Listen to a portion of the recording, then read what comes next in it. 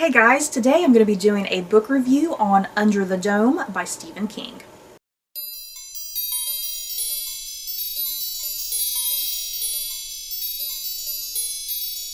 In Stephen King's Under the Dome, the town of Chester's Mill find themselves trapped under a mysterious dome. How it got there and why is unexplained. It's up to a few brave townspeople to fight back against a ruthless man who seeks to take absolute control of the town. People become heroes, people become villains. Who created this dome and why? I first became acquainted with Under the Dome back in 2013, I believe it was, when the TV series for this aired. It had 3 seasons. The very first season I freaking loved. You guys, I was absolutely obsessed with that first season. I loved everything about it, but then after that, it's like the TV show kind of fell apart for me and it started going downhill, especially with that 3rd season. I don't even want to talk about that 3rd season. It was a horrible pile of crap, to say quite bluntly. So yeah, that's how I first found out about Stephen King's Under the Dome, was through the TV series. And yeah, for the longest time now, I have been wanting to read the book and get to it because I had a feeling the book would be massively different from the TV series, and sure enough, it is. The book is way, way different. And yeah, what I particularly liked about that first season of the TV series, I liked the whole mystery, you know? I liked that there's this mysterious dome, that it's come down on this small town, and yeah, it's about their lives under the dome and the things that they try to do, and yeah, and it also follows this one man who becomes the tyrant, essentially, of this whole town while they're all trapped under the dome. He takes complete advantage of that. And in some ways, it wasn't so much about the dome, you know? I mean, the dome was definitely an issue, but it was also a story about the people who became heroes, the people who became villains because of the dome, essentially, you know? So I liked that exploration of humanity and what this disaster was doing, you know, the people who rose above, but the people who kind of fell behind. And yeah, after that first season, everything, it just turned into one big convoluted mess with ridiculous plots, with ridiculous characters. I just did not enjoy where everything went. So yeah, what I got with this book is exactly what I got with the first season. You know, everything that I loved about the first season of the TV series, that's essentially what this book is about. And I liked that. I really liked that. Because yeah, I ended up really, really enjoying this book. It's my first Stephen King novel, let it be known. I finally read a Stephen King novel. And this is a big one. Yes, this is a big ass book. This book, it's over 1,000 pages. It's about 1,060 something pages in my edition. And yes, Stephen King just does a masterful job weaving this story together, and it's never really boring, you know. There's a few parts that can get a little slow and boring, but for the most part I think it moves very quickly and there's always something important going on. And yeah, he has dozens of characters, dozens of little mini plots, you know, because there's the big plot of what the hell is this dome? How do we get out from it? But there's also just dozens of little mini plots that kind of weave together to, you know, to the climax of this novel. And I just loved the commentary of this novel, just some really powerful stuff going on, because it's a story about heroes and villains, good versus evil. It's a story about corruption and ruthlessness, and yeah, the people who look at this situation and think, you know, I need to be a hero here, I need to do something, I need to help others, I need to not be selfish. There's those characters, and then you have the characters who are like, oh well, a dome came down, what can we do? And yeah, the characters that are like, well, I'm going to take complete advantage of this situation and manipulate everything to my advantage.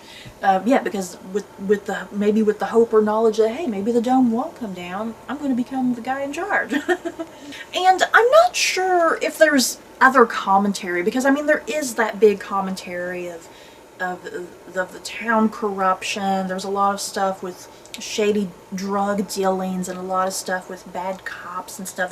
There's all of that narrative. But then I don't know, maybe I was reading too much into it, but I was also wondering if this was also a commentary on, you know, environmental issues like pollution. Because yeah, Under the Dome, it's all not that great because yeah, just because of how the environment works, yeah, there starts to be pollution within the dome, you know. So yeah, I don't know if it's a story about pollution and the environment, and yeah, is it also a story about reality television, weirdly enough? Because yeah, there's certain little things that kind of happen in this book, and it makes you wonder, man, is this also a commentary about how we view reality television, you know, how we separate ourselves? So yeah, this is a big, gigantic book. There is a lot going on, but I really felt like Stephen King had a tight hold of his own story. You know, I felt like he knew exactly what he was doing. He knew exactly where he was going. He knew exactly who was going to end up where. So it feels very controlled. You know, it doesn't feel chaotic and all over the place with the structure or the narrative or the characters or anything. It all feels very tightly controlled. That yeah, you as a reader, you know, you feel confident that this is going someplace, that you're not going to be disappointed in the end. Of course, this isn't a perfect novel. I definitely had some issues with it. Some of the dialogue can be a bit cringe-inducing. Just the way some of the characters would speak. I don't know if Stephen King was like, oh, I'll make this character cool and he'll speak like this, but it didn't, some of the characters didn't sound cool. They sounded very irritating and immature with the way the writing was. So yeah, some very cheesy dialogue, some really over-the-top dialogue that was just like, yeah, a lot of, I think that was the weakest stuff, you know, the dialogue. Definitely, because the rest of Stephen King's writing was fantastic. It was just his dialogue that was a mess for me sometimes. I was irritated. This is maybe just a personal thing for me. I was just kind of irritated with some of Stephen King's, his personal political agendas, which I didn't appreciate because I felt like a lot of his political agendas were being thrown in my face, which I didn't like. So yeah, that's all I'll say about that. I just didn't like that. I don't like when authors are trying to push a political agenda. It just felt very irritating and unneeded for me. And I do think there were a few problematic places with the women, unfortunately, which is kind of strange because there's several women in the novel that Stephen King does a great job with. They're really strong and badass, and they can stand on their own outside of the male characters. But then there's other female characters that he does a very terrible, poor job with.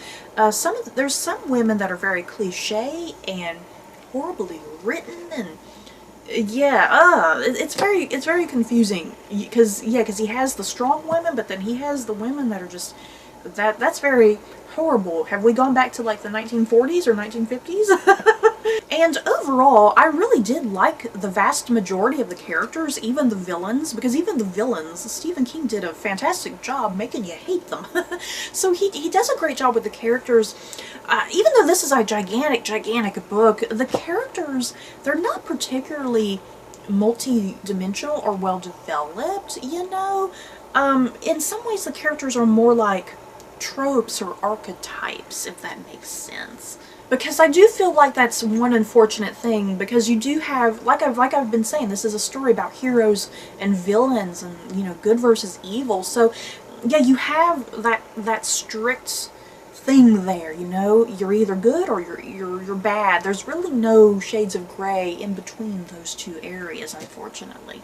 And yeah, talk about some of the best, worst book villains ever. Oh my god, yeah, the main villain in this, his name is Big Jim Rainey.